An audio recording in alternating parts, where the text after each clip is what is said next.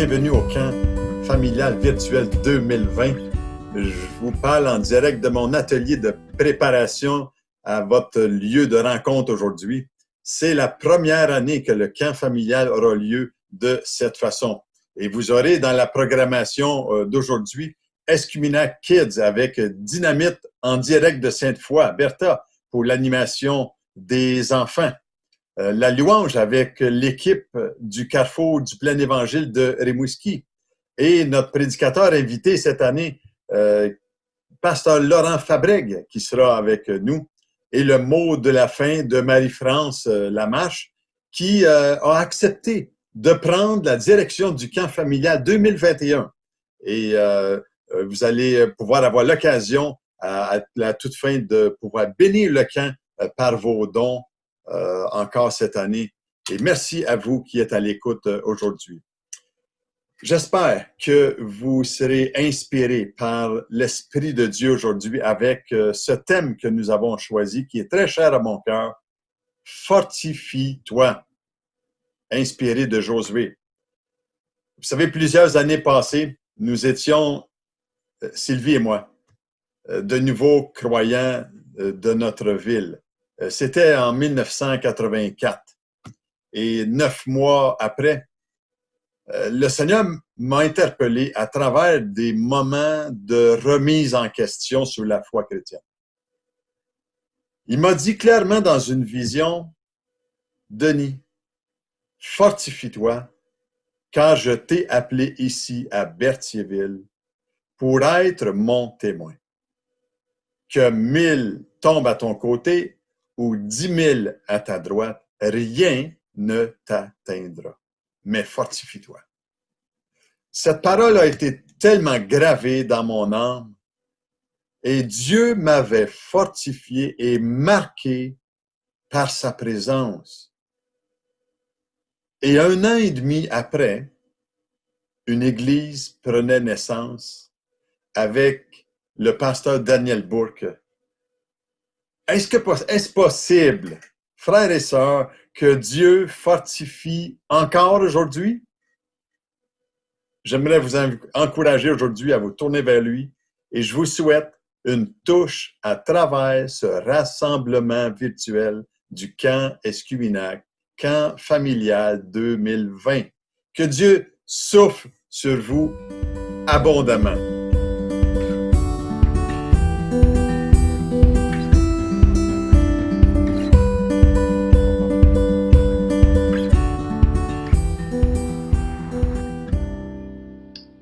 Bienvenue au camp Escuminac Kids, en version virtuelle évidemment. Mon nom est Dynamite. J'aurais tellement aimé être là avec vous pour pouvoir faire des activités tripantes, pour pouvoir avoir du bon temps dans la présence de Dieu. Mais on va se rattraper. En attendant, nous avons concocté quelque chose de spécial. Tout d'abord, commençons avec quelques défis avec Altaïra. Bonjour à tous nos amis de la Gaspésie. J'ai quelques défis à vous faire. Donc, pour commencer, on va faire tête, épaules, genoux et pieds, genoux et pieds, genoux et pieds, tête, épaules, genoux et pieds, et on tourne comme ça. On va faire la même chose en tournant de l'autre côté, et ça va être tout pour l'échauffement. Donc, ça veut dire que les vrais défis s'en viennent. Tête, épaules, genoux et pieds, genoux et pieds, genoux et pieds. Tête, épaules, genoux et pieds, et on tourne de l'autre côté. Tête, épaules, genoux et pieds, genoux et pieds, genoux et pieds. Tête, épaules, genoux et pieds, et on tourne comme ça. Tête, épaules, genoux et pieds, genoux et pieds, genoux et pieds. Tête, épaules, genoux et pieds, et on tourne de l'autre côté. Tête, épaules, genoux et pieds, genoux et pieds, genoux et pieds. Tête, épaules, genoux et pieds, et on tourne comme ça. Tête, épaules, genoux et pieds, genoux et pieds, genoux et pieds. Tête,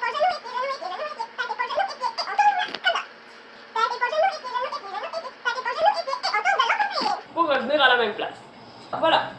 C'était une première partie de notre défi. Maintenant, j'ai un petit défi mental de mémoire. Vous devez mémoriser les objets qui sont sur ce dessin. Pour les plus vieux, vous pouvez également mémoriser le nombre de points qu'il y a autour du soleil. Vous n'avez pas le droit de les écrire ou de les dessiner. Maintenant, j'enlève la feuille et vous devez les nommer un par un.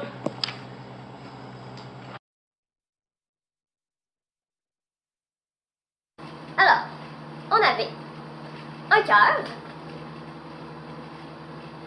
avait une fraise, un rectangle, une maison, un carré, une étoile, un triangle et au centre, un soleil. Autour du soleil, il y a encore 7 points noirs. Donc, si vous avez été capable de mémoriser et de tous les dire par après, vous êtes un pro de la mémoire. J'ai un dernier défi pour vous. C'est un défi où vous devez regarder quelqu'un dans les yeux et vous, tous les deux, vous devez vous faire des grimaces sans essayer de rire, sans rire. En fait, par exemple, si moi je vous regarde comme ça, puis je vous fais des grimaces, vous ne devez pas rire. Puis, par exemple, vous étiez en train de me faire des grimaces, moi je n'ai pas le droit de rire non plus. Le premier qui rit perd. J'espère que vous allez être capable de relever ce défi. À bientôt!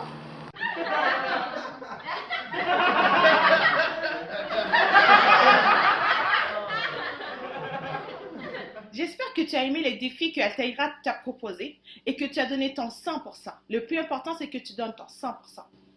Mais, on va s'entendre, les défis auxquels on fait face ne sont pas toujours aussi drôles qu'essayer de faire des grimaces sans rire. Hein? Je sais que peu importe ton âge, tu as déjà fait face à des défis qui étaient parfois difficiles, qui étaient parfois au-dessus de ce que toi, tu aurais pu faire ou des choses qui semblaient à tes yeux être impossibles. Et vous savez quoi? Ça me rappelle l'histoire de quelqu'un dans la Bible. Une personne, un gars, c'était un jeune homme, ok? Et son leader, le gars qui suivait, il venait juste de mourir. Et lorsqu'il est mort, Dieu lui a dit, tu sais quoi? Ce que j'avais appelé ton leader à faire, c'est toi qui vas le faire, c'est toi qui vas le remplacer. Et cette personne-là, tu sais c'est qui? C'est Josué, évidemment. Josué, il suivait Moïse, le grand Moïse, qui a aidé le peuple à traverser la mer Rouge, qui les a nourris dans le désert. Il les a pas nourris, mais c'est Dieu qui les a nourris, mais qui est allé chercher la table de la loi, qui a écrit plein de choses extraordinaires. Ce grand Moïse-là était mort. Et là, qui on a choisi? Qui Dieu a choisi pour prendre la place de Moïse? Josué. Évidemment, Josué se sentait tellement petit face à ce défi. C'était quelque chose pour lui d'impossible. Mais tu sais qu'est-ce que Dieu lui a dit? Dieu lui a dit, dans Josué 1, verset 6, il a dit, « Sois courageux et fort, car c'est toi qui donneras en partage à ce peuple le pays que j'ai promis à ses ancêtres. » Et dans le fond, il confiait à Josué la tâche de ramener le peuple d'Israël, dans la terre promise, de les faire traverser le Jourdain, de faire face à des géants, où il y avait des géants dans ce pays-là, de faire face à des ennemis, et de le faire pas seulement lui, mais d'amener tout le peuple avec lui, pour qu'ils puissent prendre possession du pays que Dieu leur avait promis. C'est un défi de taille, et il avait besoin de courage, il avait besoin d'être fort. Tu sais qu'est-ce que Dieu a aussi dit à Josué? Dieu a dit à Josué, dans Josué 1, verset 9, « N'oublie pas que je t'ai recommandé d'être fort et courageux. Ne tremble pas, ne te laisse pas abattre, car moi, le Seigneur, ton Dieu, je serai avec toi partout où tu iras. » Donc là, ce que Dieu a dit à Josué, c'est que, ok, sois fort et courageux. Pourquoi? Pas parce que Josué, tu es hot, tu es le fun, je t'ai préparé pour un temps comme celui-ci, tu as tout ce qu'il faut en toi. Non, il lui a dit d'être fort et courageux. Pourquoi? Parce que moi, je serai avec toi. Parce que Dieu sera avec toi. Et tu sais, face à tes défis, les choses auxquelles tu fais face, la chose que moi, je veux te dire aujourd'hui, ce n'est pas de trouver la force en toi, comme le monde le dit. Ce n'est pas que, quoi en toi seulement? T'es bon, t'es hot, t'es le fun. Non, c'est pas ça. Ce que moi, je veux te dire, c'est que appuie-toi sur Dieu. Sois conscient que Dieu est avec toi. Tu n'es pas tout seul à faire face à tes défis. Tu peux compter sur Dieu. Tu peux t'appuyer sur Dieu. Tu peux appeler Dieu. Tu peux lui demander de l'aide. Tu peux lui dire, Seigneur, c'est difficile pour moi les maths. Seigneur, c'est difficile pour moi de faire des amis. Seigneur, c'est difficile pour moi de comprendre le français ou même l'anglais. Parce que on ne maîtrise pas toujours les autres langues, évidemment. Seigneur, viens m'aider. Seigneur, viens me montrer que tu es vraiment avec moi. Viens me faire sentir que tu es là. Et ma prière pour toi, c'est que vraiment, tu puisses réaliser que Dieu est réel. Il est à côté de toi. Il est là où tu es. Il n'y a aucun endroit où tu pourrais être dans le monde que Dieu ne serait pas avec toi. Et c'est ça qui doit te donner du courage. Et c'est ça qui doit te donner de la force. Donc, je vais prier pour toi en terminant. Seigneur, je te remercie pour mon ami qui est en train de me regarder. Peu importe son âge, Seigneur, je veux déclarer que tu l'aimes et tu seras toujours avec lui. Je prie que tu puisses l'aider à trouver la force en toi. Je prie que tu puisses l'aider à trouver la provision en toi, parce que toi, tu ne le laisseras jamais tomber. Oui, papa. Au nom de Jésus, je prie. Amen. Donc, sois fort et courageux, parce que Dieu est avec toi, tout comme il a été avec Josué. Sois béni. À la prochaine.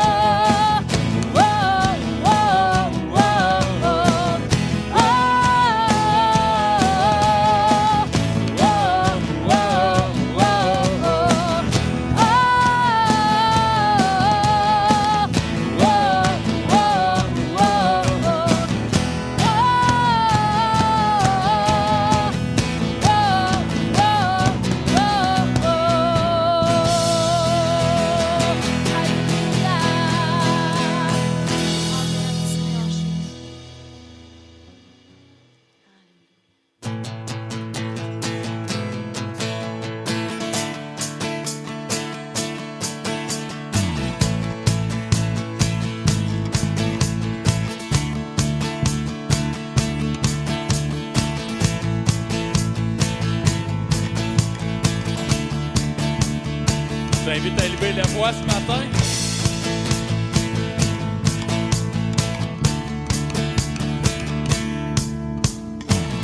Je veux le proclamer, tu sommets des montagnes, ta grâce est sans limite, ta bonté sans égale, ta tendresse m'envahit, ta bonté me poursuit, ta bonté m'émerveille. Je chante car tu es bon et je danse, car tu es bon et je crie de joie. Tu es bon, tu es bon, bon pour moi.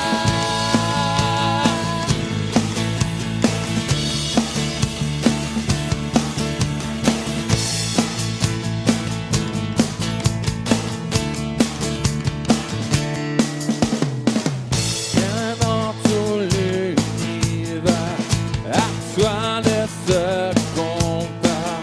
Les océans, la terre, sont reflets de ta gloire. Dans mes plus sombres nuits, ta splendeur m'éblouit, ton amour m'émerveille. Je chante et je chante, car tu es bon et je danse, car tu es bon et je crie de joie.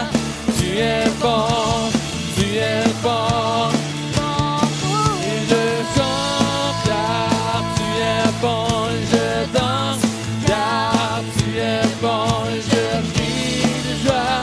Tu es bon, tu es bon, un cri sur mes lèvres, ma vie te célèbre. Tu es bon, tu es bon. Vent, soleil, pluie, mon cœur te redit. Tu es bon, tu es bon. Un cri sur mes lèvres, ma vie te célèbre. Tu es bon, tu es bon. Vent, soleil, pluie, mon cœur te redit. Tu es bon, tu es bon.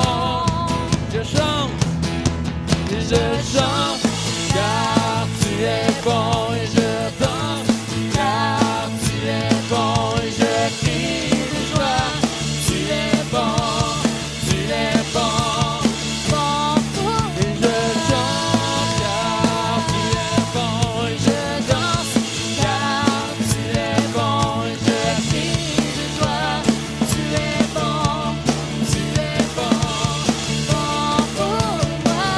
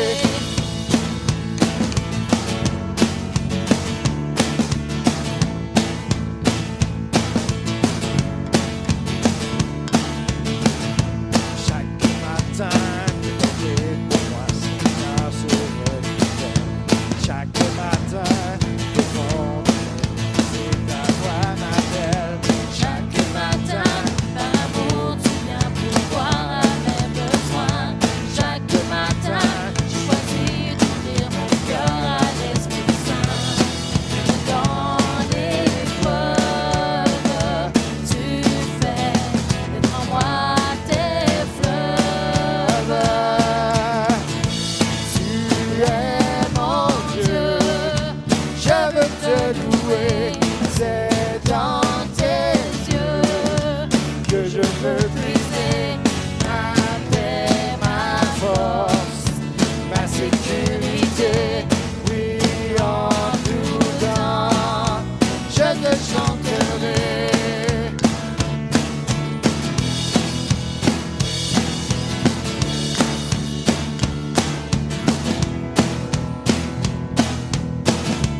Dans le désert et la souffrance, dans le bonheur et l'abondance, je sais que tu es là.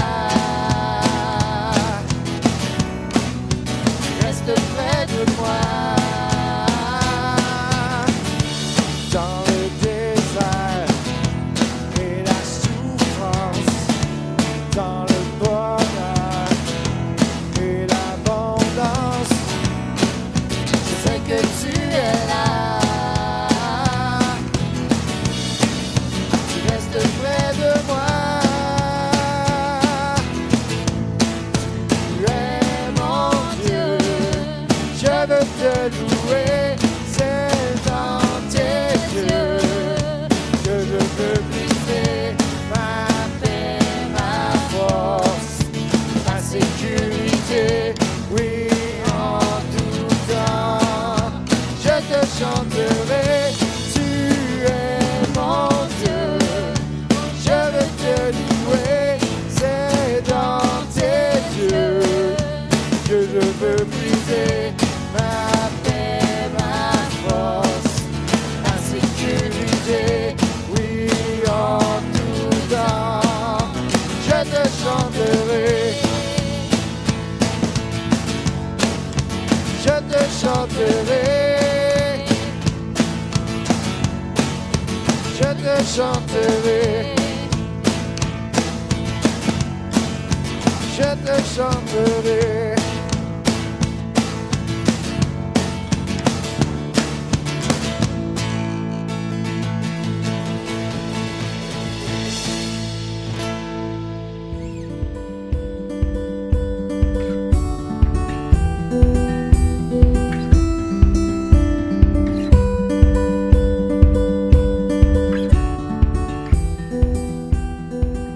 Bonjour, bienvenue à tous les habitués du camp familial Escuminac et à ceux peut-être qui le deviendront.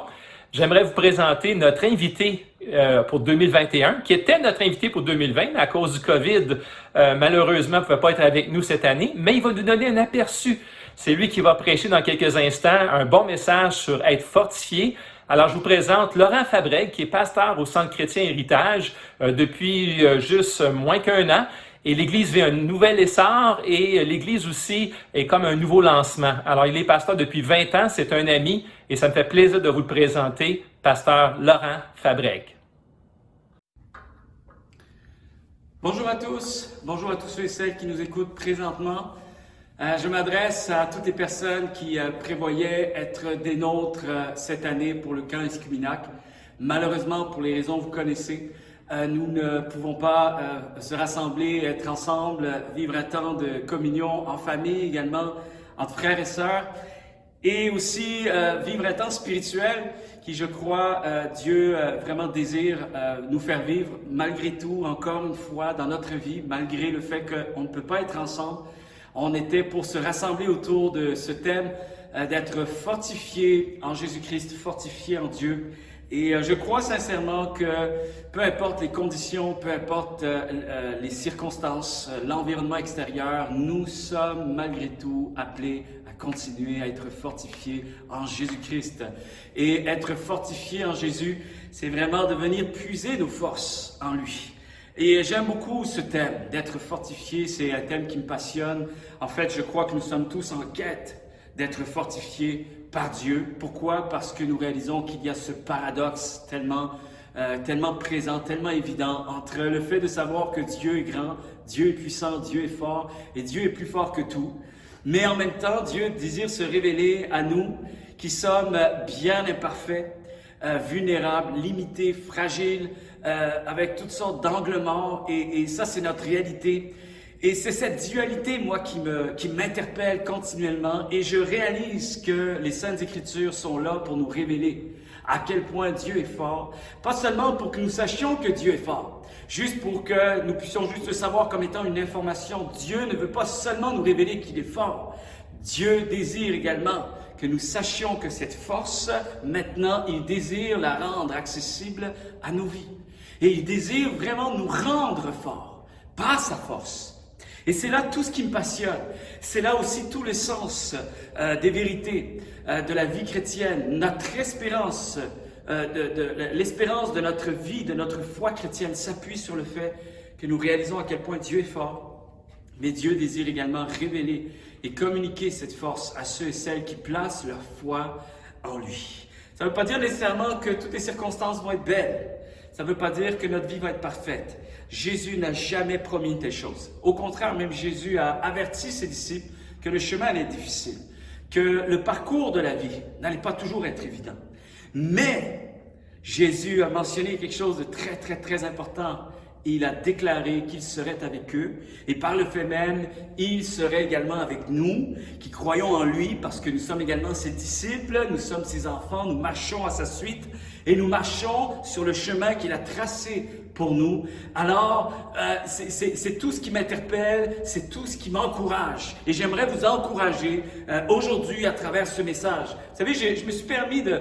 Bien sûr, on étudie beaucoup la Bible et la Bible parle du fait que nous sommes appelés à être fortifiés. Ça, c'est un fait. C'est très difficile de ne pas voir cette vérité. En fait, même sans chercher, on finit par tomber sur cette vérité. Le fait que Dieu est fort et désire nous rendre forts, nous rendre plus que vainqueurs. Et Dieu est celui qui marche à nos côtés. Mais je me suis permis d'aller voir ce que le dictionnaire Larousse mentionne à propos du terme d'être fortifié. Et c'est assez intéressant parce qu'il y a des similitudes avec ce que la Bible dit. Parce que le mot fortifié veut dire d'être entouré d'une ville ou d'un lieu de fortification.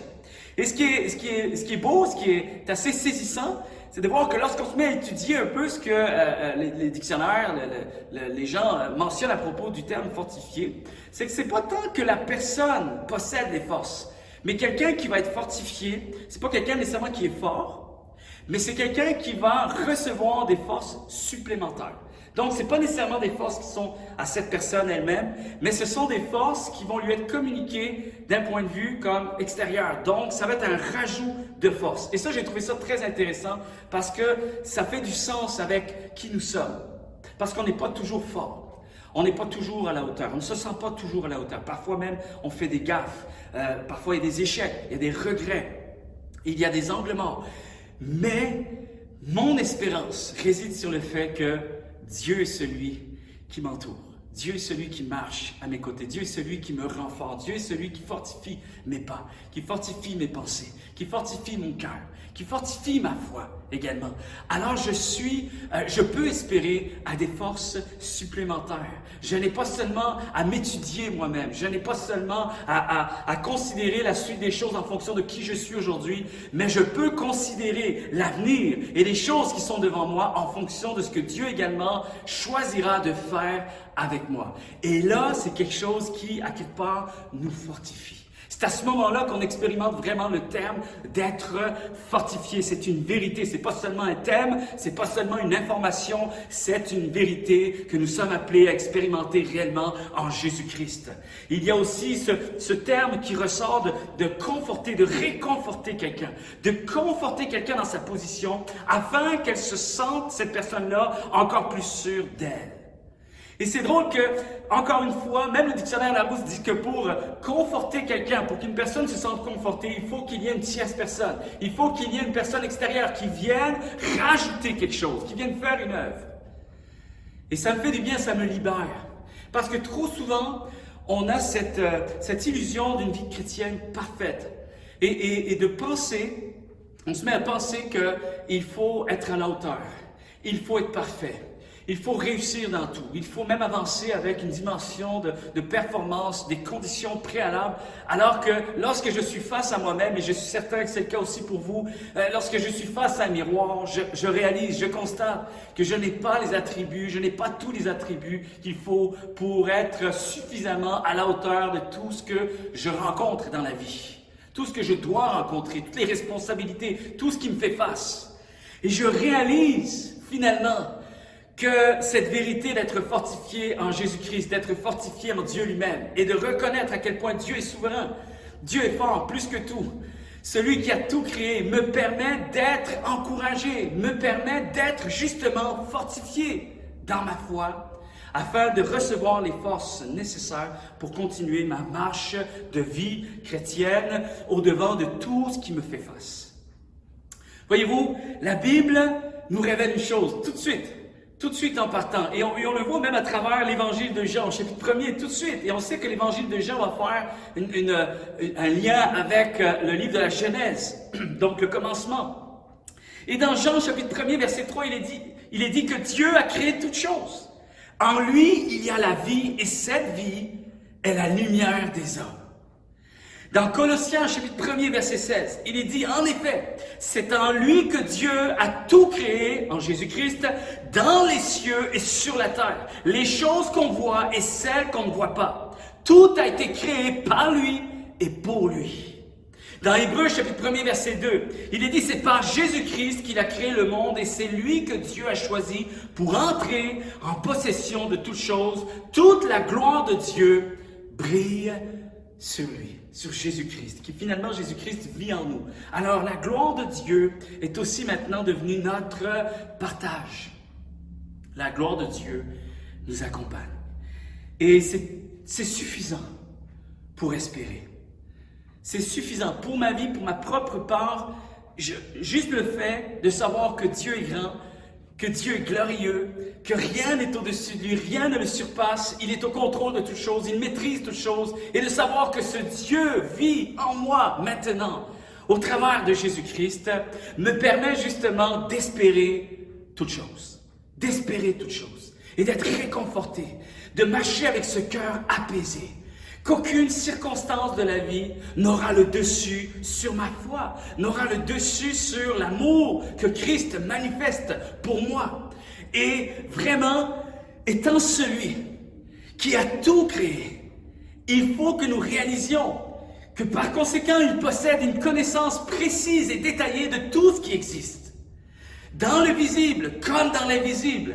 Et c'est comme si la Bible nous faisait tout d'abord savoir que Dieu voit tout, Dieu sait tout et Dieu maîtrise tout. Et une fois maintenant qu'on a saisi cette vérité, de savoir que cette vérité, cet attribut, ce Dieu-là marche avec nous, c'est cette réalité, c'est cette vérité qui nous rend forts. C'est pas le fait que je me sais fort, je me sens fort. C'est pas moi qui est fort, c'est celui qui est en moi qui est fort. Et c'est ça qui me fortifie, c'est ça qui m'encourage, c'est ça qui me redonne de l'espoir, qui me redonne du courage. Et c'est ça qui me permet de pouvoir voir les choses avec une perspective différente, d'apprendre à relativiser, de ne pas succomber dans l'anxiété, dans l'angoisse, dans la peur, ne pas craindre la vie. C'est tout simplement que je parviens à éviter tous ces défis de la vie parce que je réalise que Dieu est fort et ce Dieu qui est fort marche avec moi. Il marche avec moi. Dieu est souverain. Je ne sais pas si vous avez pris le temps d'étudier un peu cette vérité à travers les Saintes Écritures, mais c'est une théologie, c'est quelque chose qui est fixe, sur lequel on doit s'appuyer. Parce que de l'ensemble de la révélation biblique se dégage une évidence massive que Dieu est souverainement élevé au-dessus de tout et revêtu de l'autorité et de la puissance suprême. Dieu est au-dessus de toutes choses. La Bible dit qu'il est le roi des rois, le Seigneur des seigneurs. Il siège sur le trône céleste. Il est rayonnant de majesté et il est le seul tout-puissant. Ça, ce sont des mots très très forts qui devraient inspirer de la foi dans nos cœurs et de la confiance en son nom. Et vous savez, le terme tout-puissant appliqué à Dieu est traduit dans l'hébreu par El Shaddai. El Shaddai. Et on trouve cette expression environ 50 fois dans l'Ancien Testament et une dizaine de fois dans le Nouveau Testament. Et en fait, cette expression sous-entend que rien n'échappe à Dieu. Rien n'échappe à Dieu. Même si le désordre du temps présent est grand, malgré les circonstances, même si nous traversons des imperfections de la vie, même si le désordre du temps présent est grand, les événements n'échappent aucunement au contrôle de Dieu. Et c'est tellement saisissant, c'est tellement même fascinant, c'est quelque chose qui m'émerveille, car lorsque je prends un temps dans la présence de Dieu, là, je réalise, c'est ce que je veux aussi pousser ma pensée à réaliser, même si parfois il y a une fatigue, parfois il y a des craintes, il y a des peurs, parfois il y a des événements de la vie qui nous assaillent. Je commande à mon âme, j'ordonne à mon âme de réaliser à nouveau, de reconnaître, de ne jamais perdre de vue que Dieu est El Shaddai. Dieu est au contrôle de toutes choses. Rien ne lui échappe, rien n'échappe à sa maîtrise, rien n'échappe à son contrôle. Et que Dieu poursuit continuellement l'achèvement de son plan dans l'histoire de ma vie, dans l'histoire de ce monde également. Parce qu'il continue d'accomplir sa volonté dans la vie de tous ceux et celles qui placent leur foi en lui. Je partageais dernièrement à l'église où je suis cette vérité que Dieu sait tout, Dieu voit tout et Dieu maîtrise tout au-delà des circonstances. Et le psaume 61, verset 3 dit ceci, « Car tu es pour moi un refuge. » Le psalmiste déclare, « Tu es pour moi un refuge, une tour forte en face de l'ennemi. » Et l'ennemi peut être traduit par toutes sortes de choses, des choses qui nous assaillent, qui nous pressent, qui nous font mal, qui nous inquiètent, toutes sortes de dangers de la vie, des mauvaises nouvelles, des soudainements de la vie. Alors l'ennemi ici, on peut réaliser tout simplement que quels que soient les vents auxquels nous faisons face, les géants de notre vie, Dieu est pour moi un refuge, une tour forte en face de mes géants, en face de mes ennemis, en face du danger, en face de la difficulté, en face de l'épreuve, en face de la souffrance. Et ici, la tour forte, dans ce cas-ci, c'est plus à traduire comme étant une tour de guet. En fait, c'est très intéressant parce que une tour de guet, et parfois c'était aussi une tour forte, la tour de guet, c'était cette tour qui était plus haute que l'ensemble du reste de l'environnement. Dans une ville, pour dire qu'une ville était fortifiée, bien sûr, il y avait des remparts, mais il y avait surtout cette tour, qui s'élevait au-dessus de tout l'ensemble de l'environnement.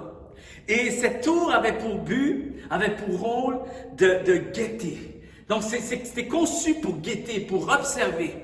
Et c'était surtout pour protéger du danger, pour avertir le danger, parce que cette tour permettait à des hommes qui siégeaient au sommet de cette tour de voir très très loin, de voir à l'horizon, de scruter à l'horizon. Donc c'était de posséder une vue qui domine sur l'horizon.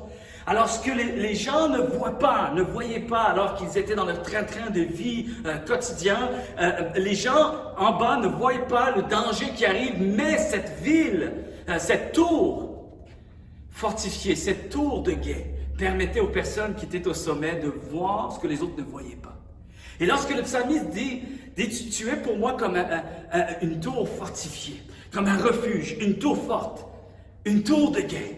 C'est comme si le psalmiste était en train de juste réconforter son âme, de ne pas s'inquiéter, parce que Dieu est celui qui connaît tout à l'avance. Dieu est celui qui voit tout, il sait tout, il maîtrise tout. Alors c'est aussi dans cette réalité que j'aimerais que l'on saisisse ce message à travers le fait d'être appelé à être fortifié en Jésus-Christ. J'aimerais dire à quelqu'un aujourd'hui, Dieu s'occupe de toi. J'aimerais vraiment que tu réalises que Dieu est vraiment à l'œuvre dans ta vie. Dieu n'a pas pris congé. Dieu ne te délaisse pas. Peut-être que tu sens vraiment, tu as l'impression que Dieu est lointain. Tu as même l'impression peut-être que Dieu refuse de te bénir. En fait, j'aimerais te dire, c'est une impression, ce n'est pas le cas. Dieu ne refuse pas de bénir parce que Dieu est pleinement bienveillant pour ta vie, pour les gens qui t'entourent également. Mais on doit réaliser que le fait que Dieu est souverain, Dieu est plein de bienveillance à notre égard. Nous pouvons marcher avec cette assurance qu'il prend soin de nous. Même si mes yeux ne le voient pas ou je ne comprends pas ce qui se passe présentement, je n'arrive pas à discerner tout l'ensemble de l'œuvre de Dieu dans ma vie, je veux statuer sur une chose. Je garde foi en celui qui continue d'être présent et qui continue de maîtriser l'ensemble de ce qui se passe dans ma vie. Et j'aimerais dire à quelqu'un, Dieu s'occupe de toi, Dieu prend soin de toi. Dieu n'est jamais pris au dépourvu. Il n'est pas celui qui ne sait plus quoi faire. Ça, c'est pas le Dieu que je connais. C'est pas le Dieu que la Bible m'enseigne. Dieu n'est jamais désorienté.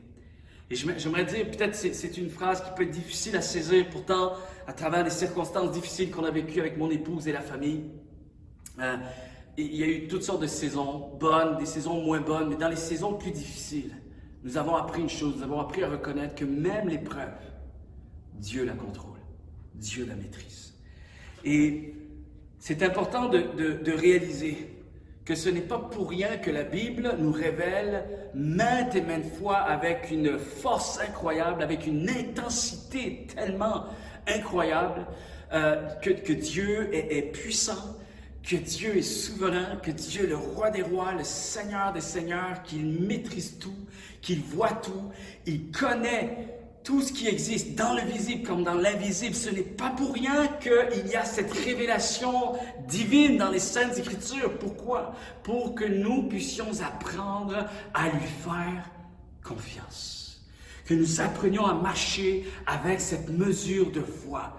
Que nous pouvons être peut-être affectés par une circonstance, mais les circonstances sont une chose, mais Dieu en est une autre.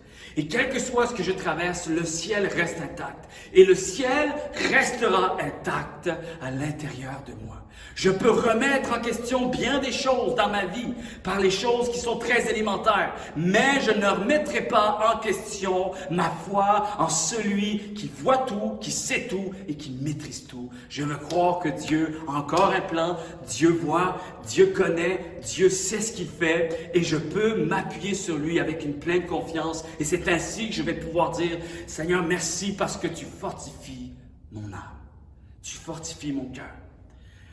Il est digne de recevoir toute ma vie. Même si ma vie en ce moment est parsemée de turbulences, ma vie tout entière est digne d'être remise entre ses mains. Il continue d'être digne d'être loué.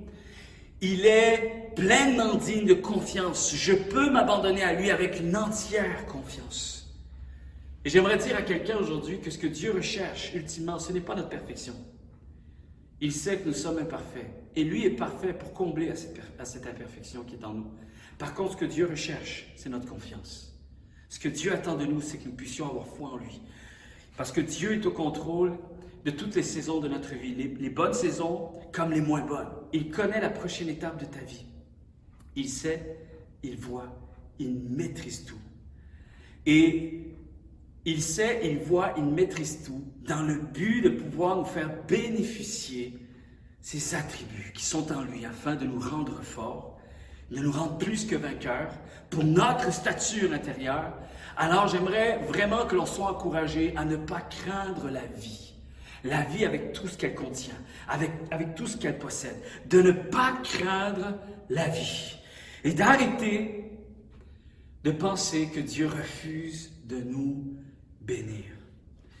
Il y a un texte que j'ai écrit il y a quelque temps et dernièrement, j'avais besoin d'être fortifié en Jésus justement. Il y a ces fameuses journées un peu plus sombres, des pensées qui sont plus fragiles. Et je me suis tenu dans sa présence et je me suis rappelé que j'avais écrit quelque chose. En fait, je suis tombé dessus sur un petit papier que j'avais mis dans mon portefeuille. Et j'avais écrit ça lorsque j'avais concocté un message pour l'Église et tout ça, puis c'était un texte que j'avais écrit, puis ça avait tellement marqué mon cœur. Je me suis dit, tiens, je vais l'écrire aussi pour moi.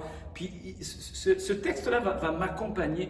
Et c'est drôle comment Dieu, finalement, des fois on a des pensées comme ça, on pense à faire quelque chose, mais Dieu, lui, savait que quelques semaines plus tard, quelques mois plus tard, ce texte allait être au bon moment, allait être pour moi un réconfort. Et je veux juste vous partager, et ça résume bien aussi ce que les Saintes Écritures mentionnent, mais j'ai marqué ceci, même si les vents soufflent fort et que les filets de notre vie sont vides actuellement, Ne perds pas la foi. Ne doute pas de son amour et de son soutien pour toi. Ne perds pas l'assurance de ses promesses pour ta vie. Crois que Dieu est toujours avec toi et qu'il donnera naissance à de nouvelles possibilités. Si tu gardes foi en lui, il fera jaillir des fleuves d'eau vive dans le désert. Car la foi est tout ce que nous possédons de plus précieux. Et parfois, on a l'impression d'avoir une vie qui est en décalage des autres. On a l'impression que la vie des autres est meilleure, que les autres sont bénis. Nous, on n'est pas bénis, on est moins bénis. On a cette vision-là, on a cette vue d'ensemble-là, parfois qui nous restreint, qui n'est pas la réalité. Parfois, on a l'impression d'avoir une vie qui ne fonctionne jamais. Peut-être que vous vivez en ce moment une forme de découragement. Peut-être que votre foi s'est refroidie et que vous constatez qu'elle se refroidit encore. Peut-être que vous réalisez que vous n'avez pas ce que les autres semblent avoir, que vous traînez avec vous des sentiments très lourds, du fait peut-être que vous avez été déçus de ce que certains événements de votre vie ne se sont pas déroulés comme vous l'aviez prévu. Peut-être que ce sont même vos prières qui ne se sont pas exaucées de la façon dont vous l'avez formulé à Dieu. Et vous ne comprenez pas. Vous êtes peut-être dans une incertitude, dans quelque chose qui rend votre marche plus fragile, plus fragilisée. Tu as l'impression que Dieu refuse de te bénir, ce qui n'est pas le cas. Mais c'est aussi ce sentiment avec lequel tu marches en ce moment. Tu as peut-être l'impression que les autres semblent avoir une vie meilleure que la tienne, plus riche, plus chanceux, plus heureux. Ils semblent avoir moins de problèmes que toi. Et leur vie semble plus facile. Et toi, tu as l'impression vraiment que tu possèdes seulement des filets vides. Un peu comme Pierre qui pêchait toute la nuit, il est revenu avec des filets vides.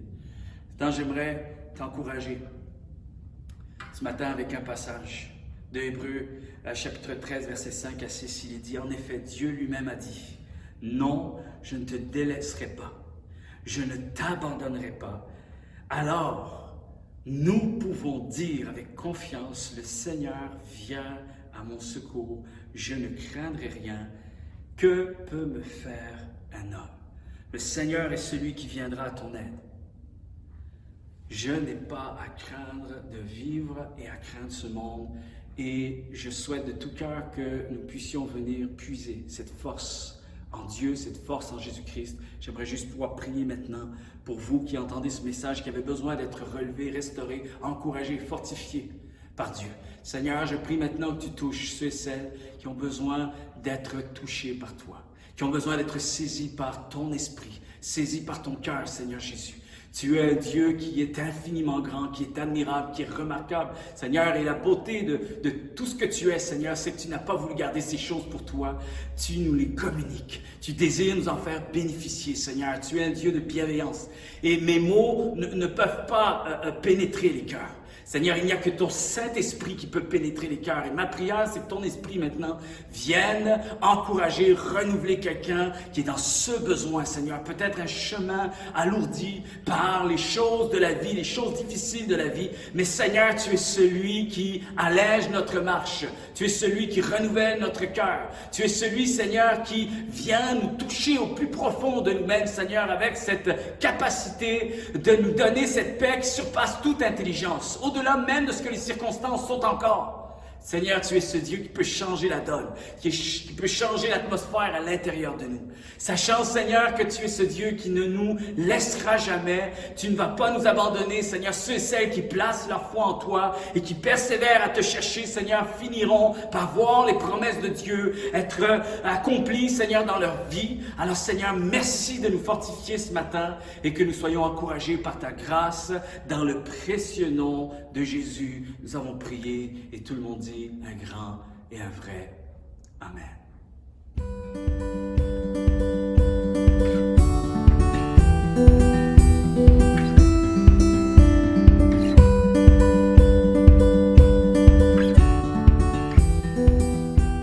Alors, merci à tous d'avoir participé à notre édition virtuelle du Camp familial 2020. C'est sûr que c'est une année qui nous a tous pris par surprise, mais le Seigneur n'était pas surpris. On veut remercier aussi tous ceux qui ont rendu possible cette activité-là. Pasteur Fabrègue, on a aussi l'équipe de louanges de Rimouski, on a Dynamite, alias Bertha Guillaume pour les enfants, notre directeur Denis Lavallée, Jacques qui a fait le montage. Donc merci, c'est bien quand même d'avoir pu être ensemble, ça être physiquement ensemble. Alors vous savez, le Seigneur n'en a pas fini avec le camp Escuminac. On s'attend, on espère, on prie qu'en 2021, on puisse revenir en force. Notre but pour le camp dans les prochaines années, c'est d'essayer de diversifier notre offre de services, les événements qui peuvent prendre place sur le camp. Et depuis plusieurs années, il y a beaucoup d'investissements qui sont mis dans nos infrastructures. Alors on veut continuer de développer. Alors on prie vraiment pour revenir en force et on veut s'assurer aussi que le camp, malgré cette année exceptionnelle, reste en bonne santé financière. Et chaque année, le camp familial, la tenue de l'événement, l'offrande qui est prise durant le temps ensemble, permet au camp de rester en bonne santé financière. Vous savez, même si on n'ouvre pas le camp cette année, c'est près de 10 000 $ de frais fixes qu'on a par année avec les assurances, le chauffage, l'installation des locaux, nos frais de base. Donc, on serait vraiment encouragé si aujourd'hui vous avez à cœur encore d'investir dans l'avenir, dans la mission spirituelle du camp Escuminac. Vous pouvez aujourd'hui même contribuer par un don. Vous pouvez aller sur notre site web au campescuminac.org. Il y a plusieurs façons dont vous pouvez faire votre don, dont PayPal, qui a été bien populaire dans les dernières années. Et on prie que le Seigneur multiplie ces offrandes-là pour la gloire de son royaume en Gaspésie et partout au Québec. Alors, merci d'avoir été avec nous et on espère pouvoir vous serrer fort dans nos bras, vous embrasser, alors qu'on se retrouve sur place à Escuminac en 2021.